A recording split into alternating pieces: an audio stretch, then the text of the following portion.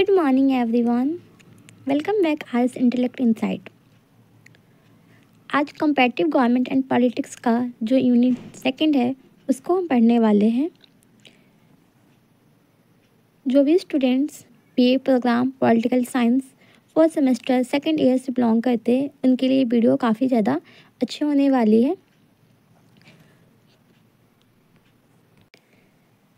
Unit 2 की अगर हम बात करें, जो हमारा यूनिट 2 है उसका नाम है क्लासिफिकेशन ऑफ पॉलिटिकल सिस्टम। ठीक है, जिसके अंडर हम क्या क्या पढ़ेंगे, parliamentary and presidential system and federal and unitary, जो आपका संघवाद और एकात्मक प्रणाली है ना, उसके बारे में हम पढ़ेंगे। इसके साथ ही जो पार्लियामेंट्री एंड प्रेसिडेंशियल सिस्टम है उसको भी हम यहाँ पे पढ़ने वाले हैं। तो ये जो है ये फॉर्म ऑफ गवर्नमेंट के पार्ट है, पार्लियामेंट्री प्रेसिडेंशियल। ठीक है, अगर हम बात करें यहाँ पे क्लासिफिकेशन ऑफ पॉलिटिकल सिस्टम की, तो जो पॉलिटिकल सिस्टम है ये किसी भी कंट्री या फिर समाज में ना शासन व्यवस्था और सत्ता के संचालन की प्रक्रिया को शो करता है। ठीक है, ये जो गवर्नमेंट है, गवर्नमेंट के जो स्ट्रक्चर है, जो कार्य प्रणाली है, नीति निर्माण, इन सबको ये निर्धारित करती है। राजनीतिक प्रणाली का वर्गीकरण विभिन्न विद्वानों द्वारा अलग अलग आधारों पर किया गया है, जिनमें शासन प्रणाली, सत्ता का वितरण, विचारधारा और विकास स्तर प्रमुख हैं। शासन प्रणाली के आधार पर अगर हम देखें तो जो राजनीतिक प्रणाली है ना उसको 3 कैटेगरी में बांटा गया है, यानी 3 कैटेगरी में डिवाइड किया गया है। पहला आपका है लोकतांत्रिक प्रणाली यानी डेमोक्रेटिक सिस्टम। ठीक है, इसको भी 2 कैटेगरी में डिवाइड किया गया है, एक तो डायरेक्ट, एक रिप्रेजेंटेटिव। उसके बाद है ऑथोरिटेरियन यानी कि अधिनायकवाद प्रणाली। फिर उसके बाद है आपका एनार्किज्म। क्या? एनार्किज्म यानी अराजकतावादी प्रणाली। तो ये 3 कैटेगरी से डिवाइड है, इसके अंदर भी डिवाइड किए गए हैं। तो ये जो है ये तो आपका शासन के आधार पे है।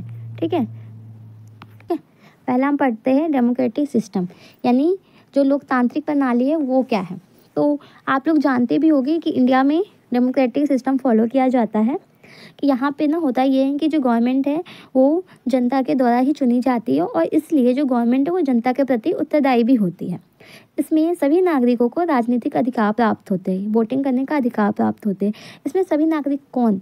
जो 18 ईयर्स के है और जो 18 ईयर्स के अबव है।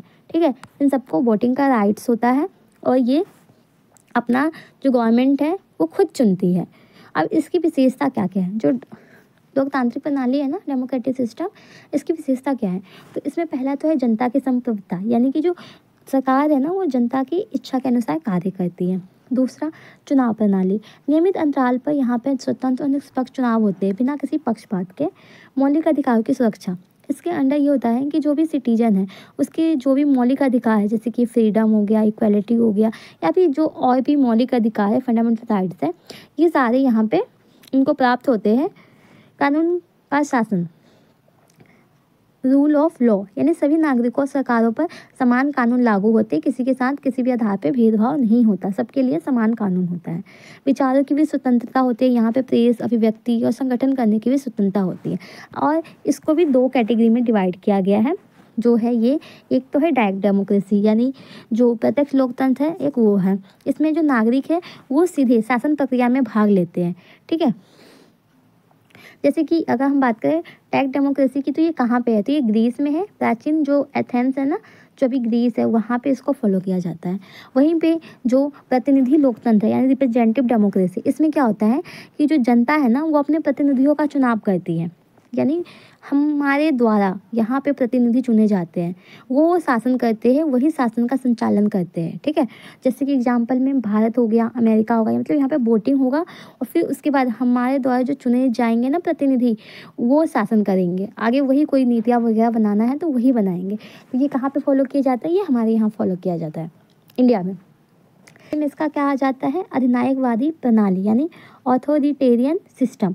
इसमें क्या होता है कि इसमें ना जो पूरा सत्ता जो होता है वो किसी एक व्यक्ति या समूह के हाथ में होता है, यानी यहाँ पे जो पब्लिक है, जो जनता है, उनके ना अधिकारों को सीमित कर दिया जाता है। ठीक है। तो इसकी क्या क्या विशेषता है, इसकी जो विशेषता है वो ये है सत्ता का केंद्रीकरण, यानी कि जो गवर्नमेंट है, गवर्नमेंट का जो पूरा नियंत्रण होगा ना वो किसी एक नेता के हाथ में होगा या फिर किसी एक छोटे से ग्रुप के हाथ में होता है। यहाँ पे आप देख सकते हो कि जो पूरा नियंत्रण है किसी एक के हाथ में। इट मीन्स क्या है कि यहाँ पे जो फ्रीडम है उसकी कमी होगी, है ना। तो जो नागरिकों की अभिव्यक्ति की स्वतंत्रता है या फिर प्रेस या चुनाव, इसमें ना जो फ्रीडम दिए जाते हैं ये सीमित दिए जाते हैं, कुछ लिमिटेड होते हैं। विपक्ष का दमन, राजनीतिक विरोधियों का दबाया जाता है। जो भी विपक्ष है, विपक्ष पार्टी होती है, उनको दबाया जाता है और असहमति को सहन नहीं किया जाता। मतलब उनकी जो असहमति होती है, जैसे वो इनकी बातों से एग्री कर दे नहीं करे, इनको कोई फ़र्क नहीं पड़ता। राजनीतिक अस्थिरता, इसमें क्या होता है कि यहाँ पे ना जो गवर्नमेंट है अगर उसको चेंज करना होगा तो हमें हिंसक का सहारा लेना, मतलब मारपीट दंगे होते हैं ना, उसका सहारा लेना होता है। इसके अगर हम टाइप की बात करें तो इसकी भी 2 तरीके के है कैटेगरी। कौन कौन से हैं? एक तो है डिक्टेटरशिप, तानाशाही। जैसे आप जो जर्मनी में हिटलर था, आप वो देख सकते हो एग्जाम्पल में। फिर उसके बाद जो इटली है, इटली में मुसोलिनी का था, फांसीवादी, है ना। तो तानाशाही तो थे। तो यहाँ जो तानाशाही होता है उसमें क्या होता है कि जो पूरा सत्ता है वो ना एक ही व्यक्ति के पास होती है और वो जो ऐसा चाहे अपने मनमाने ढंग से शासन कर सकते हैं। तो हिटलर ने भी तो वही किया था। तो ये डिक्टेटरशिप का ही एग्जाम्पल है। मुसोलिनी भी है, ठीक है। फिर इसका जो सेकेंड पार्ट है, मतलब इसी के जो सेकेंड प्रकार है वो कौन से है? मिलिट्री रूल, सैन्य शासन। इसमें क्या होता है कि इसमें ना जो सेना है, सेना देश की सरकार को नियंत्रित करती है, ठीक है। जैसे कि म्यांमार हो गया और पाकिस्तान, कुछ समय के लिए ऐसा हुआ था वहाँ पे भी। तो यहाँ मिलिट्री शासन में यही होता है कि जो सेना है वही पूरे देश को नियंत्रित करती है। फिर हम पढ़ते हैं थर्ड, जो फॉर्म ऑफ गवर्नमेंट का थर्ड है कैटेगरी, वो कौन सा है? वो है एनार्किज्म, यानी अराजकतावादी प्रणाली। इसमें क्या होता है, ये ना वह राजनीतिक विचारधारा है जिसमें किसी भी प्रकार की औपचारिक सरकार का विरोध किया जाता है और व्यक्तिगत स्वतंत्रता की प्राथमिकता दी जाती है। इसकी क्या क्या विशेषता है? इसमें यह है कि कोई औपचारिक सरकार यहाँ पे नहीं होती, यानी कि सत्ता का केंद्रीकरण नहीं होता है। व्यक्तिगत स्वतंत्रता होती है यहाँ पे, यानी कि जो नागरिक है वो अपने जीवन और जो भी उनके डिसीजंस है उसके लिए वो प्रॉपर फ्री होते हैं, ठीक है। न्यायिक व्यवस्था का अभाव, कानून व्यवस्था और जो कानून व्यवस्था है उसके लिए यहाँ पे कोई भी प्रॉपर कोई औपचारिक इंस्टीट्यूशंस नहीं होते हैं, यानी यहाँ पे न्याय में थोड़ी सी देरी हो जाती है क्योंकि यहाँ पे कोई भी किसी भी तरीके का कोई इंस्टीट्यूशंस नहीं है। जैसे एग्जांपल की बात करें तो स्पेन में 1930 के दशक में अराजकतावादी आंदोलन हुए थे, है ना। ये जो थे ये किस पे बेस्ड थे? ये थे based on the form of government, शासन के आधार पे था ये। फिर उसके बाद आता है सत्ता के वितरण के आधार पर, यानी कि जो पावर डिस्ट्रीब्यूशन, मैं सत्ता यहाँ बोल रही हूँ तो इसका मतलब यही है कि पावर किसके पास होना चाहिए, ठीक है। तो पावर जो है उसके आधार पे कौन कौन से हैं? तो एक तो है फेडरल और दूसरा है यूनिटरी, ठीक है। फेडरल क्या होता है? संघात्मक। हमारे इंडिया में इसे फॉलो किया जाता है फेडरल सिस्टम को। तो यहाँ ना ऐसा होता है कि जैसे कि एक ये गवर्नमेंट है, ठीक है, मेन ये होता है, केंद्र होता है, ठीक है। और जो इसके जो पावर्स होते हैं ना ये कई कैटेगरी में डिवाइड हो जाते हैं, जैसे कि राज्य हो गए, ठीक है। फिर उसके अंदर जो प्रांत हो गए, उनके बीच में ना पावर का डिस्ट्रीब्यूशन किया जाता है। तो फेडरल सिस्टम में यही है कि जो पावर है तो वो राज्य और केंद्र, जो भी प्रांत है, इनके बीच में ना पावर का डिस्ट्रीब्यूशन किया जाता है, यानी सत्ता का विकेंद्रीकरण आप कह सकते हो कि कई भागों में जो पावर है वो डिवाइड हो जाते हैं। तो इसकी क्या विशेषता है? केंद्र और राज्य सरकारें स्वतंत्र रूप से कार्य कर सकती है। सिंपल सी बात है, जब आप उनको पावर दे रहे हो तो वो फ्री होकर कार्य करेंगे ना, अपने अकॉर्डिंग वो देखेंगे कि हमारे यहाँ स्टेट में क्या होना चाहिए, कैसे होना चाहिए, तो वो अपना फ्री होकर डिसीजन लेते हैं। संविधान का वर्चस्व होता है, यानी कि इसमें ना अब पावर डिस्ट्रीब्यूट हो रहे हैं तो दोनों ही जो केंद्र होंगे, जो सेंट्रल होंगे और जो स्टेट होंगे, ये दोनों ही संविधान के अधीन होते हैं। संघीय न्यायपालिका, केंद्र और राज्य सरकारों को विवादों को हल करने के लिए एक स्वतंत्र न्यायपालिका होती है ताकि इन दोनों के बीच में अगर कोई विवाद हो गया, कोई मनमुटाव हो गया तो उसको ठीक कर सके। फिर उसके बाद यही क्या है, ये दोहरी सरकार। इसकी विशेषता ये है क्योंकि यहाँ पे देखो ना, केंद्र सरकार और राज्य सरकार दोनों ही रूप से मतलब मिलके कार्य कर रही है, तो इसलिए इसको दोहरी सरकार भी बोलते हैं। जैसे ये जो है ये अमेरिका, इंडिया, कनाडा, ऑस्ट्रेलिया, यहाँ पे फेडरल सिस्टम को फॉलो किया जाता है। फिर उसके बाद है एकात्मक प्रणाली। एकात्मक का मतलब क्या होता है कि जो भी पावर है ना, जितनी भी पावर है यूनिटरी सिस्टम में, जितनी भी पावर है ना, वो सिर्फ एक ही, यानी किसके पास, सेंट्रल गवर्नमेंट के पास होती है। ठीक है, सेंट्रल गवर्नमेंट के पास होती है। और जो स्थानीय सरकार है केवल केंद्र के निर्देशों पे ही कार्य करती है। अब जैसे ये सेंट्रल के पास तो पावर हो गया, तो ये जिसको जैसा ऑर्डर देगी बस ये अपना ऑर्डर दे देगी, और उसके बाद ना बाकी जो भी स्थानीय सरकार है, ठीक है, बाकी स्टेट से या फिर छोटे छोटे लेवल पे है गवर्नमेंट है, वो इनके अकॉर्डिंग ही वर्क करेंगे। अब इसकी विशेषता की बात करें तो इसकी विशेषता क्या है, सत्ता का केंद्रीकरण। ठीक है, यानी कि जो स्थानीय सरकार है केवल जो केंद्र सरकार है ना, उनके द्वारा जो दी गई शक्ति है उसी का प्रयोग कर सकती है। जो सेंट्रल गवर्नमेंट है उनके द्वारा जो भी पावर दिए गए उन्हीं का यूज कर सकते हैं। और यहाँ पे एकल विधायी निकाय है। एकल विधायी निकाय का मतलब है कि जो कानून निर्माण का जो प्रोसेस होगा वो सिर्फ विधायिका द्वारा ही होगा, क्योंकि जो टोटल पावर है वो इन्हीं के पास है, सेंट्रल में ही है। संविधान में लचीलापन, केंद्र सरकार जब चाहे अपना स्थानीय प्रशासनिक संरचना को बदल भी सकती है। और ये कहाँ पे फॉलो किया जाता है unitary system, Britain, France, Japan में। अब आता है वैचारिक आधार पर, यानी कि based on the ideology. Ideology के आधार पे कौन कौन से हैं, तो आइडियोलॉजी के आधार पे है capitalist, socialist and mixed economic. Capitalist system में क्या होता है, इसमें ना इस प्रणाली में जो मुक्त बाजार है और जो निजी संपत्ति है उसको प्राथमिकता दी जाती है। कैपिटलिस्ट का मतलब क्या है, यहाँ पे वही है जो भी प्राइवेट चीज़ें हैं ना, जो हमारी निजी संपत्ति है उसको यहाँ पे ज़्यादा प्रेफरेंस दी जाती है। जैसे अमेरिका, जापान, और ये डेवलप्ड कंट्री है, क्योंकि यहाँ पे जो प्राथमिकता है ना निजी संपत्ति को, जो उनके पर्सनल चीज़ें होती है ना उन पे ज़्यादा जोर दिया जाता है। जबकि जो सोशलिस्ट सिस्टम होते हैं ना, और हाँ जो कैपिटलिस्ट है ना, यहाँ पे जो नियंत्रण होता है वो निजी व्यक्ति का नियंत्रण होता है। यहाँ पे सारी चीज़ें प्राइवेट हो गई, ठीक है। और यहाँ पे जो सोशलिस्ट सिस्टम है, समाजवादी प्रणाली, यहाँ पे जो संसाधन होंगे ना, इस पर गवर्नमेंट का नियंत्रण होता है। यानी कि जो सरकार है, सरकार उत्पादन के संसाधनों को नियंत्रित करती है और सामाजिक समानता को बढ़ावा देती है। ये कहते हैं कि समाज में सभी इक्वल होना चाहिए, और इसलिए जितनी भी रिसोर्सेज होते हैं उस पर यहाँ पे गवर्नमेंट का नियंत्रण होता है, ठीक है। और ये इनका उद्देश्य बस यही है कि सामाजिक समानता को बढ़ावा दे।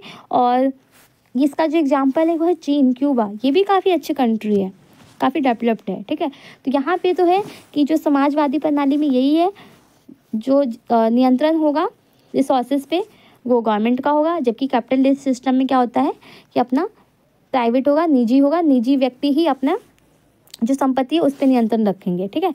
और जबकि मिश्रित व्यवस्था में, ये हमारे इंडिया में है, जो ये मिक्स्ड इकोनॉमिक सिस्टम है ना, ये इंडिया में, इसमें क्या होता है कि जो कैपिटलिस्ट और जो सोशलिस्ट, इन दोनों का ये मिक्सअप होता है, ठीक है। इन दोनों को मिला के ये होता है मिक्स्ड इकोनॉमिक सिस्टम। इसमें ना जो सरकार है और जो निजी है दोनों ही यहाँ पे भूमिका निभाते हैं। निजी क्षेत्र और जो सरकार वाला जो एरिया होगा, मतलब कि यहाँ पे जो गवर्नमेंट है वो भी अपना नियंत्रण रखेंगे और जो निजी व्यक्ति है वो भी नियंत्रण रखेंगे। जैसे आप यहाँ पे देख सकते हो, प्राइवेट स्कूल भी है, वहीं पे गवर्नमेंट स्कूल भी है, प्राइवेट हॉस्पिटल है, गवर्नमेंट हॉस्पिटल है, दोनों ही हैं।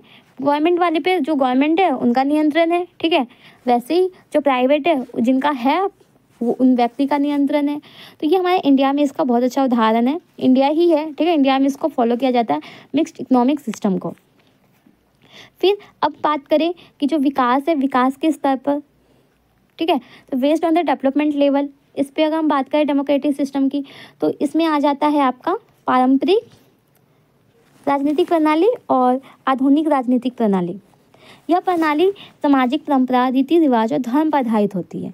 कौन सी? ट्रेडिशनल। ट्रेडिशनल का मतलब क्या है? जो भी रीति रिवाज है, जो हमारी परंपरा है, जो धार्मिक चीज़ें उस पर बेस होती है। जैसे एग्जाम्पल में मध्ययुगीन यूरोप, प्राचीन भारत, पहले का जो भारत था हमारा, अब तो खैर काफ़ी मॉडर्न हो गया है हमारा इंडिया, पर पहले जितनी भी रीति रिवाज है उनको फॉलो किए जाते थे। वैसे ही आधुनिक है, आधुनिक राजनीतिक प्रणाली, इसमें भी हमारा इंडिया आ जाता है। ये प्रणाली क्या होता है? जिसमें कि लोकतंत्र, मानव अधिकार, कानून, इन सब की बात की जाए।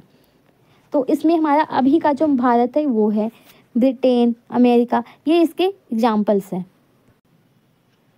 देखो अब हम पढ़ते हैं संसदीय प्रणाली और जो राष्ट्रपति प्रणाली, यानी कि जो पार्लियामेंट्री एंड प्रेसिडेंशियल सिस्टम है, ये क्या होते हैं। तो सरकार की संरचना के आधार पर राजनीतिक प्रणालियों को मुख्य दो रूपों में विभाजित किया जाता है, एक तो पार्लियामेंट्री, दूसरा प्रेसिडेंशियल। और इन दोनों ही जो प्रणाली है, इन दोनों प्रणाली या लोकतंत्र शासन की प्रमुख विधियाँ है। लेकिन क्या है कि इन दोनों के कार्य करने के तरीके, शक्तियाँ, ठीक है, इन दोनों की जो शक्ति है, पावर है, इनका ना विभाजन किया गया है और इसमें कुछ अंतर है, ठीक है। कौन कौन से हैं वो हम पढ़ेंगे। तो यहाँ पे हम सबसे पहले देखते हैं जो पार्लियामेंट्री सिस्टम है ये क्या होता है।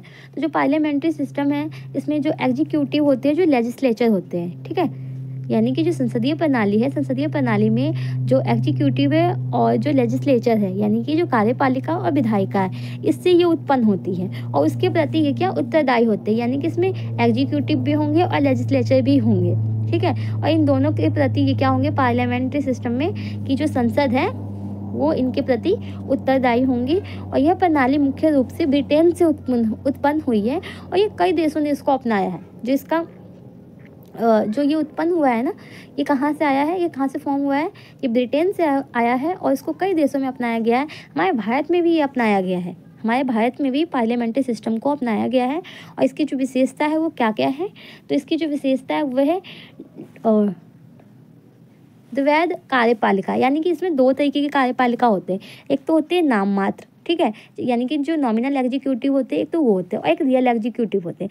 नाम मात्र क्या होते हैं कि जो नाम मात्र यानी कि इसमें आ जाता है आपका राष्ट्रपति, ठीक है, राष्ट्रपति। अगर दूसरे कंट्री की बात करें तो वहाँ पे सम्राट हो जाता है।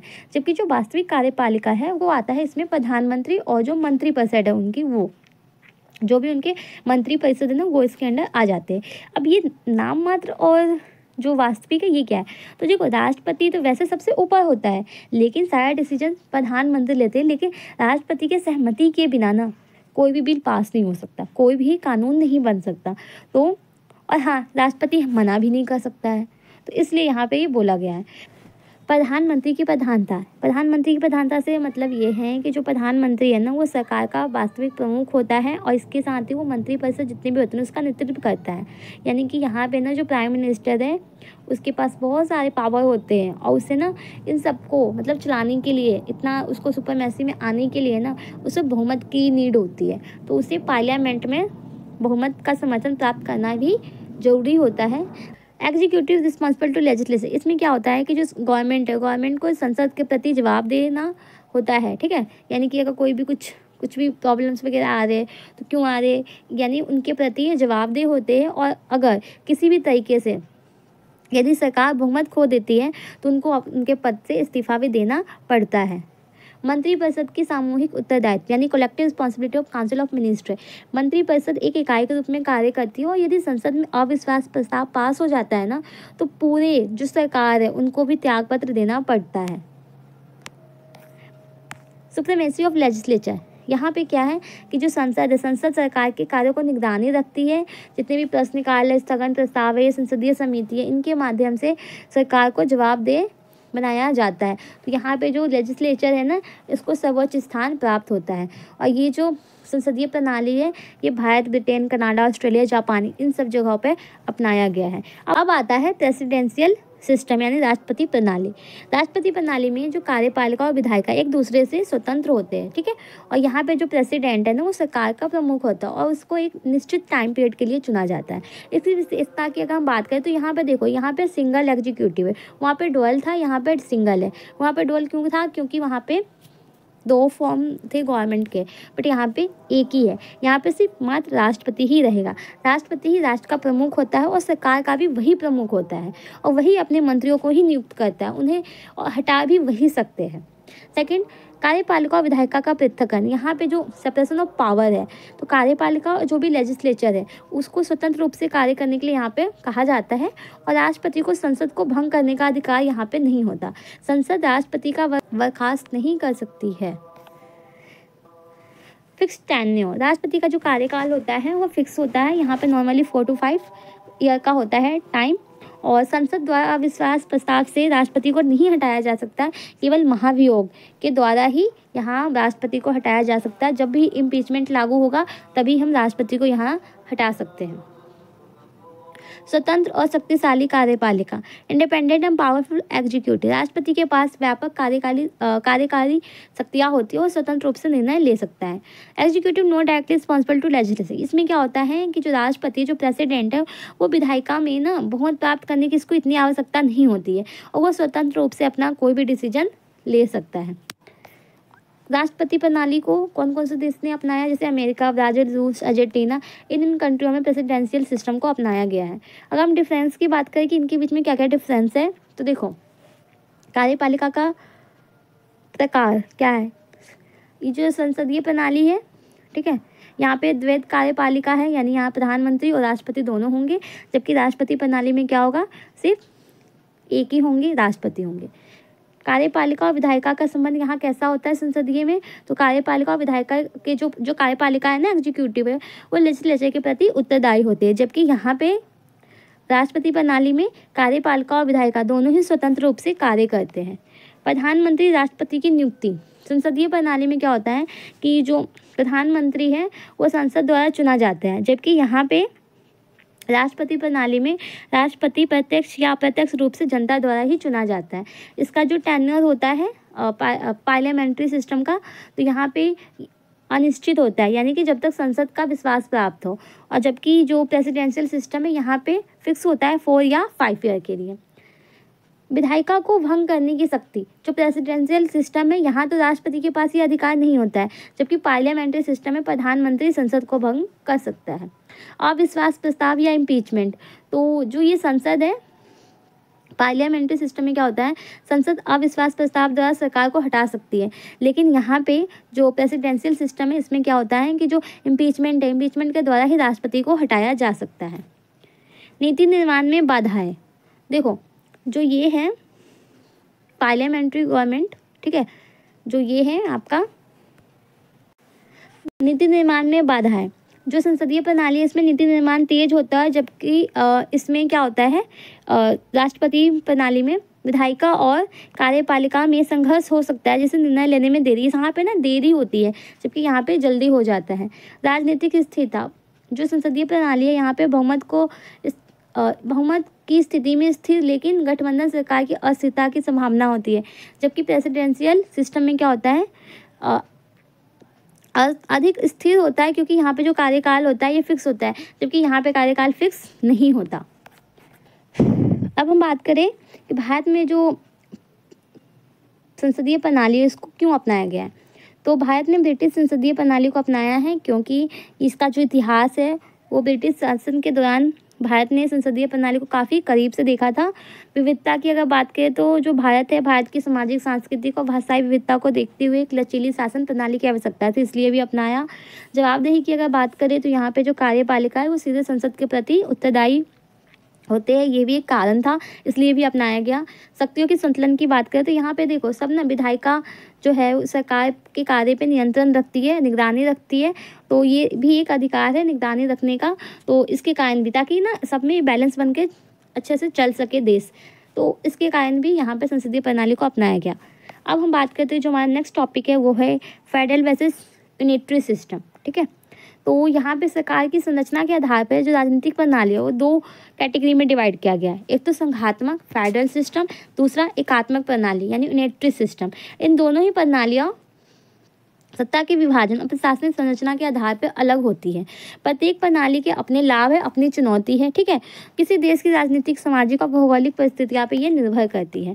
संघात्मक की अगर हम बात करें जो इंडिया में अपनाया गया है, तो संघात्मक शासन प्रणाली कौन सी होती है, जिसमें सत्ता के और जो पावर है ना, जिसमें जो पावर है वो सेंट्रल और जो स्टेट है इनके बीच में ना डिवाइड होता है। और यहाँ पे जो गवर्नमेंट है वो 2 लेवल पे होते हैं, एक तो हो गया आपका यूनियन लेवल, ठीक है, जो एक तो हो गया आपका यूनियन गवर्नमेंट और एक हो गया स्टेट, है ना। और इसके ना अपने अपने अधिकार क्षेत्र होते हैं और प्रॉपर ये स्वतंत्र रूप से कार्य कर सकते हैं। इसकी विशेषता क्या क्या है, शक्ति का विभाजन, ठीक है, यहाँ पे जो पावर है उसका डिस्ट्रीब्यूशन किया जाता है, डिवीजन किया जाता है पावर का, किसके बीच में, स्टेट एंड सेंट्रल गवर्नमेंट के बीच में, ठीक है। संविधान का सर्वोच्च स्थान, यानी कि यहाँ पे जो है कॉन्स्टिट्यूशन है इसको सबसे ऊंचा माना जाता है, सर्वोच्च माना जाता है, और इसी के अंतर्गत रह के ही जो राज्य और जो केंद्र सरकार है, ठीक है, ये दोनों मिलकर कार्य करते हैं। डुअल गवर्नमेंट, यानी कि यहाँ पे जो संघात्मक शासन प्रणाली है ना, यहाँ पे दो तरीके के गवर्नमेंट होते हैं, एक तो सेंट्रल गवर्नमेंट होता है, दूसरा स्टेट गवर्नमेंट, और दोनों के पास ही अलग अलग पावर होते हैं, अलग अलग राइट होते हैं। इंडिपेंडेंट जुडिशरी, यहाँ पे क्या होता है कि जो संघीय व्यवस्था है ना, यहाँ पे संविधान की व्याख्या और केंद्र राज्य विवादों को सुलझाने के लिए एक स्वतंत्र न्यायपालिका यानी कि सुप्रीम कोर्ट होती है। अगर इन दोनों के बीच में, किसके, केंद्र और राज्य के बीच में अगर किसी भी तरह का कोई विवाद हो जाए तो जो ये सुप्रीम कोर्ट है इन दोनों के विवादों को हल करती है, और जो न्यायपालिका है वो संविधान की रक्षा करती है। इसके साथ ही नेक्स्ट है ऑटोनॉमी ऑफ स्टेट्स, यानी राज्यों के कुछ मामलों में जो पूर्ण स्वतंत्रता प्राप्त होती है, वो अपने क्षेत्रीय हितों के अनुसार कानून बना सकते हैं और उसे कार्यान्वित भी कर सकते हैं। यहाँ पे रिजिडिटी ऑफ कॉन्स्टिट्यूशन होती है, यानी कि जो संविधान है, संविधान में कठोरता, यानी संघात्मक व्यवस्था में संविधान में संशोधन करना काफ़ी ज़्यादा कठिन होता है। मतलब ऐसा नहीं कि जब मन किया हमने इसमें चेंजेस कर दिए, नहीं, यहाँ पे कॉन्स्टिट्यूशन में ना चेंजेस करना, अमेंडमेंट लाना काफ़ी ज़्यादा यहाँ पे मुश्किल होता है, कठिन होता है, क्योंकि जब तक केंद्र और राज्य दोनों की ही सहमति नहीं होती तब तक किसी भी तरीके का कोई भी अमेंडमेंट नहीं हो सकता। तो यहाँ पे सहमति होना आवश्यक होता है। इसको अपनाने वाला कौन कौन सा देश है जो फेडरल सिस्टम है, तो ये Bharat, America, Canada, Australia, Brazil, Germany, इन सब कंट्री में अपनाया गया है।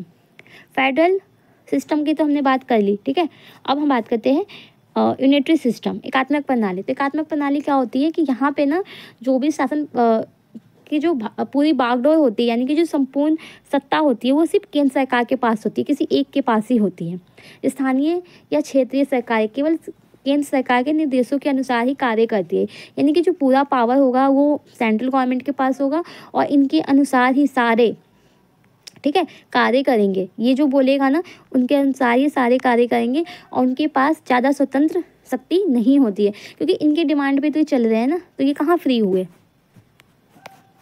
इनकी विशेषता की अगर हम बात करें, इसकी भी अपनी विशेषता है ना, तो इसकी क्या विशेषता है, सत्ता का केंद्रीकरण, यानी कि जितनी भी शक्तियाँ हैं वो केंद्र सरकार के पास होती है।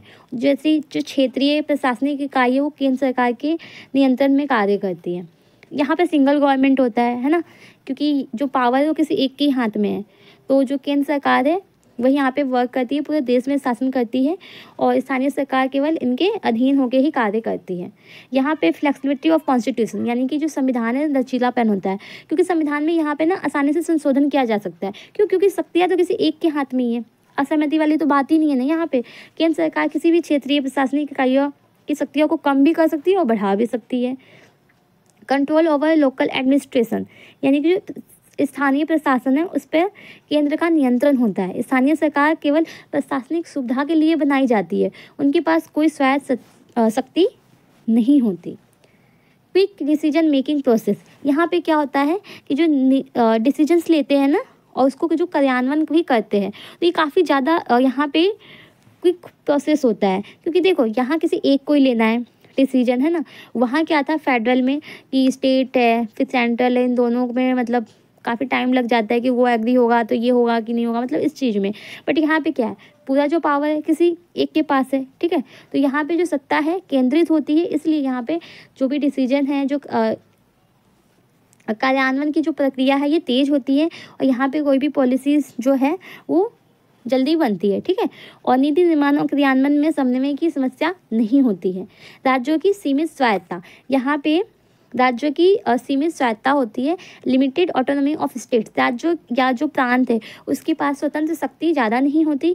केंद्र सरकार जब चाहे अपनी शक्तियों को यहाँ पे बदल भी सकती है। किस किस देश में इस प्रणाली को अपनाया गया है, तो ब्रिटेन, जापान, इटली, चीन, ठीक है। अब ये क्यों अपनाया गया, भारत में फेडरल सिस्टम क्यों अपनाया गया, तो इसके क्या क्या कारण है। तो भारत ने संघात्मक प्रणाली को अपनाया, लेकिन कुछ एकात्मक विशेषताओं को भी अपने यहाँ पे शामिल किया है, ठीक है।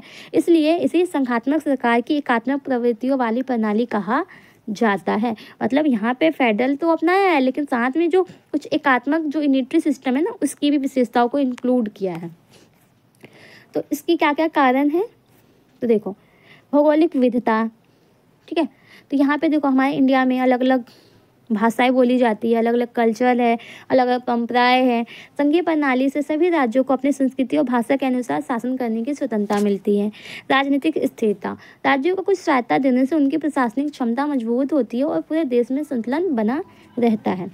केंद्र की शक्ति, भारत की संघीय प्रणाली में केंद्र को कुछ एकात्मक शक्ति भी दी गई है, जैसे कि देखो कॉन्स्टिट्यूशन के अनुच्छेद 356 के तहत राष्ट्रपति शासन लागू करना, ठीक है।